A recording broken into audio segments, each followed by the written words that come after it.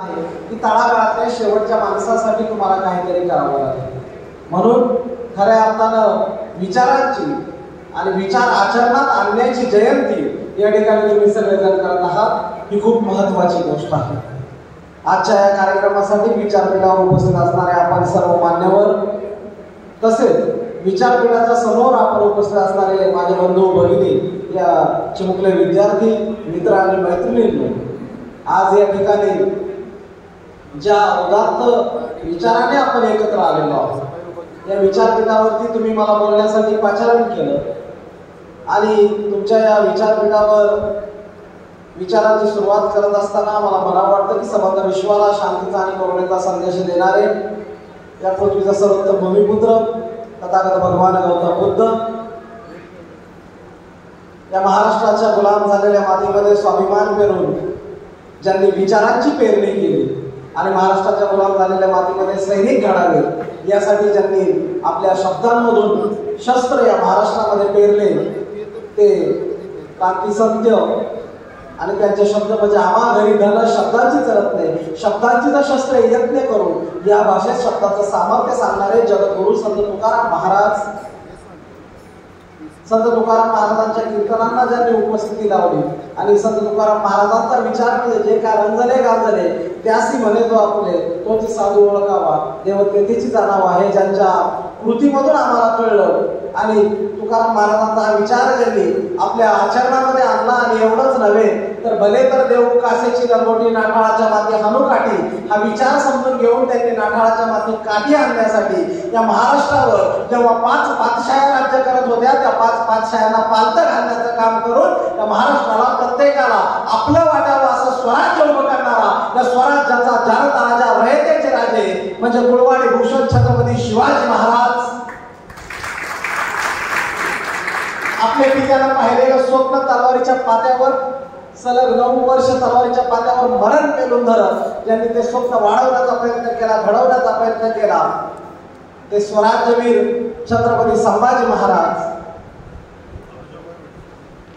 या पुढच्या काळामध्ये जेव्हा आम्ही पुढच्या महाराष्ट्राच्या वाटचालीकडे येतो, या देशाच्या वाटचालीकडे येतो, तेव्हा या देशाची वाटचाल पाहताना एक गोष्ट लक्षात येते की आज या ठिकाणी माझ्या आया बहिणी या ठिकाणी बसलेल्या दिसतात, या ठिकाणी कित्येक मोठमोठ्या पदावरती माझ्या बहिणी आज दिसतात, परंतु महाराष्ट्राची फक्त 100 वर्ष आधीची परिस्थिती बघितली तर ती परिस्थिती अशी नाहीये, तर ती परिस्थिती भयानक आहे. या स्त्रियांना हे हक्क अधिकार नाहीये आणि त्यांची ती अवस्था काय झालेली आहे हे सांगताना तेव्हा एक महामानव म्हणाले, समाज सुधारक म्हणाले, वित्त विना मती गेली, मती विना नीती गेली, नीती विना गती गेली, गती विना वित्त गेले, वित्त विना शूद्र खचले, बहुजन खचले, स्त्रिया खचल्या, एवढे अनर्थ एका अविद्येने केले. या भाषेत विद्येचं महत्व सांगून तिथे न थांबता विद्येमुळे मती येते, मतीमुळे नीती येते, नीतीमुळे गती येते, गतीमुळे वित्त येतं, वित्त आल्यानंतर शूद्रांचं बहुजनांचं जीवन चालतं आणि मग ते असे विचारांचे कार्यक्रम करायला लागतात. हे आज 100 वर्षानंतर दिसून येत आहे. हे सांगणारे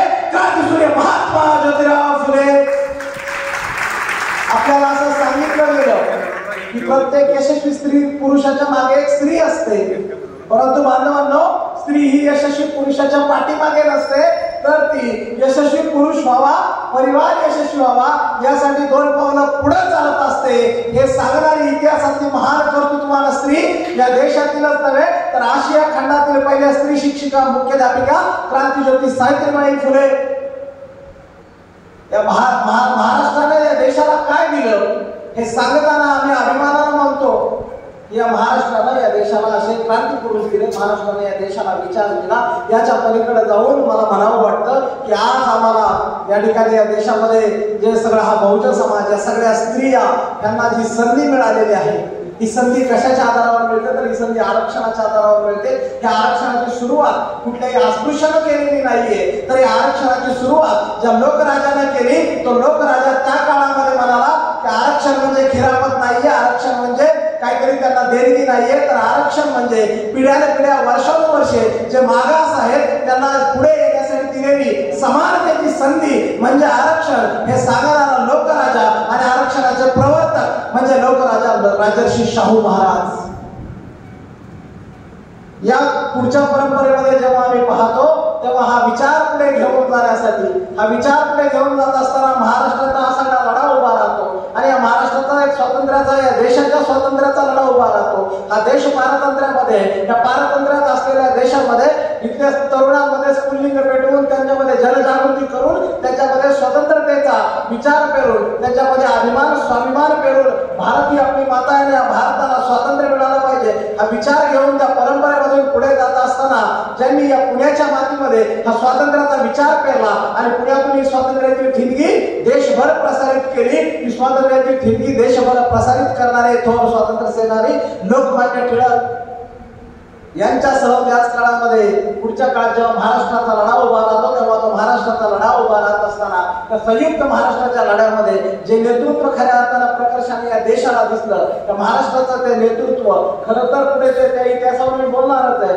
पण त्याच्या आयुष्यातला तो महत्वाचा काळ त्यांनी ज्या काळामध्ये या महाराष्ट्रामध्ये जनजागृती केली, महाराष्ट्राच्या स्वातंत्र्य लढ्यामध्ये त्यांनी आपलं अमरावती योगदान दिलं आणि महाराष्ट्राचा तो स्वातंत्र्य लढा जिवंत ठेवला. ते थोर लोकशाहीर, ते थोर लोकशाहीर लोक आपल्या लोकशाहीच्या बरोबरीनं त्यांनी एकीकडे साहित्य संपदेलाही तितकंच मोठं योगदान दिलं आणि महाराष्ट्राच्या मराठी भाषेला समृद्ध करण्यासाठी ज्यांनी विपुल असं लेखन केलं ते थोर साहित्यिक, थोर स्वातंत्र्य सैनिक, थोर लोकशाहीर म्हणजेच आपले साहित्यरत्न अण्णाभाऊ साठे यांच्यासह मानवमुक्तीच्या लढ्यामध्ये ज्या ज्या महामानवांनी ज्या ज्या महामातांनी आपले योगदान दिलं, माणसाला माणूस म्हणून उभं राहता यावं यासाठी त्यांनी आपलं आयुष्य वाहिलं, त्या सगळ्या महापुरुषांना सगळ्या महामानवांना अभिवादन करतो. या सगळ्या महापुरुषांना महामानवांना आज अभिवादन करत असताना इतिहासामध्ये हजारो वर्षापूर्वीचा शेकडो वर्षापूर्वीचे हे सगळे महामानव त्यांचा हा विचार आज देखील आमच्या जीवनामध्ये का लागू पडतो किंवा ते आज देखील आमच्या जीवनामध्ये का आम्ही आचरणात आणतो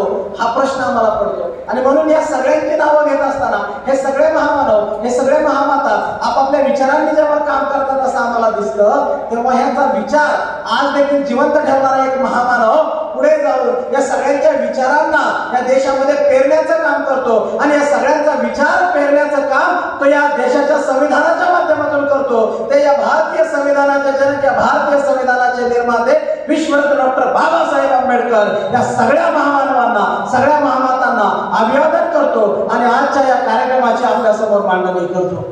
माझ्या बंधूंनो आणि भगिनींनो, ज्या प्रकारे आज तुम्ही या ठिकाणी हा कार्यक्रम आयोजित केलेला आहे आणि या कार्यक्रमाचा जो उद्देश आहे, ज्या उद्देशानं तुम्ही हा कार्यक्रम पुढे घेऊन जात असता, ज्या उद्देशानं तुम्ही हे या बालकांना सहाय्य करता, हा सगळा जर उद्देश तिकडे पाहिला तर कळेल की महामानवांना अभिप्रेत असताना समाज आज निर्माण होत आहे, तो समाज आज घडत आहे. मग हा समाज नेमका घडत असताना आमचं योगदान काय आहे की आज आम्हाला हा विचार घेऊन पुढे जात असताना आम्ही कुठल्या विचारावर पुढे चाललेलो आहोत हा विचार जर समजून घ्यायचा असेल तर या चिमुकल्यांच्या पुढे आज ज्यांची आम्ही 105वी जयंती साजरी करत आहोत, आज ज्यांच्या पुण्यतिथीच्या निमित्तानं त्यांचा स्मृतिदिन साजरा करत आहोत, त्यांना अभिवादन करत आहोत, त्या दोन्ही महापुरुषांचा विचार काय आहे तो विचार आम्हाला कळला. जोपर्यंत विचार कळत नाही तोपर्यंत जयंत्या मयंत्या होऊन उपयोग नाही. तो विचार आचरणात आणण्याची जिद्द आमच्या मनात आली पाहिजे. तो विचार या नव्या पिढीला आम्ही दिला पाहिजे आणि तोच विचार नव्या पिढीला देण्याचं काम या कार्यक्रमाच्या माध्यमातून 512 कमांडच्या या माध्यमातून या ठिकाणाहून केलं जात आहे. ही खूप आदर्श आणि आचरणाची गोष्ट आहे. बांधवांनो, त्या 19व्या शतकाच्या सुरुवातीचा काळ, तो 19व्या शतकाच्या सुरुवातीचा काळ म्हणजे या भारतावरती परकीयांचं राज्य आहे. इंग्रजांनी या देशातल्या सगळ्यांना गुलाम केलंय. हा देश म्हणजे गुलामांचा देश अशी या जगामध्ये ओळख निर्माण केली आहे इंग्रजांनी की हा देश आम्ही आमच्या ताब्यात घेतलेला आहे, या देशावर आमचं राज्य आहे आणि या देशावरती आम्ही हुकूमत गाजवत आहोत. एवढंच नाही बांधवांनो, तर या देशामध्ये राज्य करत असताना इंग्रजांनी इथं आल्यानंतर या देशाचा जेव्हा अभ्यास केला तेव्हा या देशातल्या सगळ्या जातींचं, समाजांचं, धर्मांचं त्यांनी विश्लेषण केलं आणि इथल्या काही समाजांना पूर्वपार चालत आलेल्या रूढी परंपरानुसार काही शिक्के मारलेले गेले होते. ते शिक्के मारले गेलेल्या समाजांना शिक्के मारून गावाच्या बाहेर काढलेलं होतं. इंग्रजांनीही तेच केलं. त्यातलाच एक मातंग समाज, या मातंग समाजाला इंग्रजांनी तेव्हाचा चोर दरोडेखोर समाज म्हणून घोषित केलं आणि इंग्रजांनी अशा प्रकारे या समाजावरती तो शिक्का टाकला. मला हे सांगणं का गरजेचं वाटतं, तर असा समाज ज्याला इंग्रजांनी या ठिकाणी चोर ठरवलंय, दरोडेखोर ठरवलंय आणि अशा प्रकारे त्यांचं नाव या ठिकाणी या यादीमध्ये टाकलंय, काळ्या यादीमध्ये टाकलंय चाललंय आणि सगळी व्यवस्था या ठिकाणची तर सगळ्या समाजाची चाललेली वाटचाल ही सगळी वाटचाल चाललेली असताना 1920च्या काळामध्ये त्याच समाजामधून एक मुलगा जन्माला येतो आणि त्याच समाजात जन्माला आलेला सांगली जिल्ह्याचा तो सुपुत्र आणि त्या सांगली जिल्ह्यातल्या त्या सुपुत्राला त्या सगळ्या काळोखाच्या त्या भयानक रात्रीमधून जन्म घ्यावा अशी परिस्थिती आणि त्या सगळं काळोख दाटलेला आहे. सगळी विषमतेची गर्दी आहे. सगळं या ठिकाणी इंग्रजांचं राज्य आहे या देशावरती. सगळी विषमता दाटलेली आहे. अस्पृश्यतेचा तो काळ आहे आणि त्या काळामध्ये या भारतामध्ये सांगली जिल्ह्यात जन्माला आलेल्या त्या सुपुत्रानं आपली घरची परिस्थिती बघावी तर घरामध्ये संध्याकाळी खायची पंचायत, जेव्हा कामाला जावं तेव्हा संध्याकाळी हातातोंडाची गाठ पडावी असा तो परिवार आणि त्या परिवारामध्ये जन्मास आलेल्या त्या पुत्रानं शिकण्याची जिद्द मनात ठेवली. बघा आता आम्हाला शिक्षणाचं महत्व कळतं आता, पण तेव्हा त्या पुत्रानं शाळेत जावं असा विचार केला. त्याच्या आई बापाला वाटलं की आपल्या पोराला शाळेत घालावं, अण्णाभाऊला शाळेत घालावं वाटलं, भाऊरावांना वाटलं की आपल्या पोराला शाळेत घालावं. भाऊरावांनी आपल्या पोराला शाळेत घातलं, पोरगं शाळेत गेलं, पण ती शाळा जास्त दिवस टिकली नाही. एक दिवस गेला, दुसरा दिवस उगवला आणि दुसऱ्या दिवशी वर्गाच्या बाहेर जेव्हा त्या पोराला बसावं लागलं तेव्हा ते पोरगं वर्गाच्या बाहेरून तसंच ती शाळा सोडून बाहेर आलं आणि त्या पोरानं त्या वर्गाच्या बाहेर बसून ती शाळा सोडली व ती शाळा त्या ठिकाणी त्यागली. परंतु 1.5 दिवसात ती शाळा सोडून आलेल्या पोरानं जगातल्या शाळेत शिकायला सुरुवात केली आणि तोच पोरगा पुढे जाऊन साहित्यरत्न अण्णाभाऊ साठे म्हणून जगाला कळला. त्या पोराचं नाव म्हणजे अण्णाभाऊ साठे. फक्त 1.5 दिवस शाळेत गेलेला तो पोरगा आपल्या लेखणीच्या माध्यमातून आपल्या हातामध्ये शब्दांची मशाल घेतली आणि अस्पृश्यतेचा अंधार चिरत गेला. तो अस्पृश्यतेचा अंधार चिरणारा तो साहित्यिक, ते लोकशाहीर म्हणजे साहित्यरत्न अण्णाभाऊ साठे आहे. आणि तेच 1.5 दिवस शाळेत गेलेला पोरगा शाळेतून बाहेर निघतो, पुन्हा शाळेचं तोंड पाहत नाही. शाळेच्या बाहेर निघून तो पोरगा पुढच्या काही दिवसांनी आपल्या आई बापाच्या सोबतीनं त्या सांगली जिल्ह्यातल्या त्या गावापासून वाट धरतो आणि चालत चालत ती वाट निघते कुठं? मुंबईच्या दिशेनं. मुंबई ही या देशाची आर्थिक राजधानी. मुंबईत गेल्यावर माणसं जगतात, मुंबईत गेल्यावर उपाशी मरत नाही, तिथे गेल्यावर आपली पोटं भरतील त्या विचारानं तो परिवार बदल करत मुंबईच्या दिशेने निघाला. बांधवांनो, विषय काय आहे बघा, 1920चा काळ, 1925-26चा काळ आणि त्या काळामध्ये पायी चालत अण्णाभाऊ मजल करत त्या ठिकाणी मुंबई गाठतात. आता मुंबईत जावं, गिरणीत काम करावं, मिळेल ते काम करून आपलं कुटुंब सांभाळावं असं त्यांच्या परिवाराला वाटतं. परिवार मुंबईत पोहोचतो आणि मुंबईत पोहोचलेला परिवार त्या ठिकाणी मिळेल ते काम करायला लागतो. पण मुंबईत गेलेल्या अण्णाभाऊला त्या ठिकाणी वारसा मिळतो, त्या ठिकाणी काही मित्र मिळतात आणि त्यांना विचार कळायला लागतो, त्यांना मार्क्सवाद समजतो. अण्णाभाऊ मार्क्सवाद समजून घेतात. अण्णाभाऊच्या डोक्यात कम्युनिस्ट विचार वाढत राहतात. कारण त्या ठिकाणची जी त्या काळातली जी परिस्थिती आहे, या देशावर इंग्रजांचं राज्य आहे, या देशामध्ये अस्पृश्यता आहे, या देशातली सगळी परिस्थिती, या देशातल्या बहुजनांचं, या देशातली स्त्रियांची अवस्था ही सगळी अण्णाभाऊ वय वाढणारे अण्णाभाऊ पाहतात आहे. तुकाराम नाव आहे त्यांचं मूळ नाव आणि तुकाराम हे सगळं पाहत असताना त्यांना वाटतं की याच्या विरोधात आपल्याला लढलं पाहिजे, उभं राहिलं पाहिजे. हा नवा विचार त्यांच्या मनात येतो आणि तो विचार वाढीस लागतो.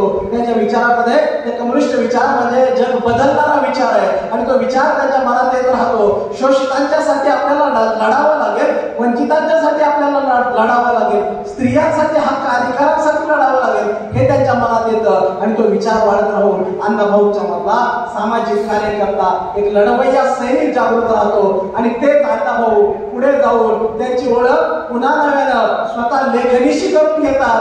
1.5 दिवस शाळेत गेलेले अण्णाभाऊ स्वतः लिहायला वाचायला शिकतात आणि लिहायला वाचायला शिकलेले अण्णाभाऊ जगाच्या शाळेतून शिकणारे अण्णाभाऊ पुढे जाऊन या देशामध्ये एक महान साहित्यिक होतात. तर ते कसे साहित्यिक होतात?